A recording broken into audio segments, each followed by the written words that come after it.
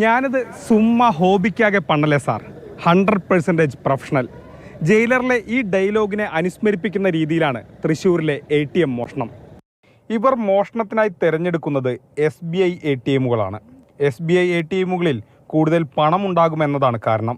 മോഷണത്തിൻ്റെ ഓരോ ഘട്ടത്തിലും കൃത്യമായ ആസൂത്രണമുണ്ട്. മോഷ്ടാക്കളിൽ 2 പേർ ചെന്നൈയിലേക്ക് എത്തിയത് ഫ്ലൈറ്റ് മാർഗമാണ്. ഒരേ രീതിയിൽ കേരളത്തിലേക്ക് എത്താതിരിക്കാൻ ഇവർ പ്രത്യേകം ശ്രദ്ധിച്ചു. സബീർ കാന്തും സൗക്കിനുമാണ് ഫ്ലൈറ്റിലെത്തിയത്. 3 പേർ കാറിലും 2 പേർ ട്രക്കിലും കേരളത്തിലെത്തി.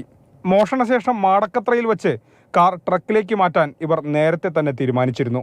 പോലീസ് ഇവർ സഞ്ചരിച്ച ക്രെറ്റ കാർ അന്വേഷിക്കും. ഈ സമയം പോലീസിന് മുന്നിലൂടെ തന്നെ ട്രക്കിൽ സംസ്ഥാനം വിടുക, ഇതായിരുന്നു മാസ്റ്റർ പ്ലാൻ. പണവുമായി രക്ഷപ്പെടാനാണ് പോലീസിനെ ആക്രമിച്ചത്. പ്രതികളുടെ നിസ്സഹകരണം അന്വേഷണത്തിൽ പ്രതിസന്ധിയാണ്. ഇത് മറികടക്കാൻ ഇവർ നൽകിയ പേരുവിവരങ്ങൾ ശരിയാണെന്ന് ഉറപ്പാക്കാൻ പോലീസ് സംഘം ഹരിയാനയിലേക്ക് പോകും.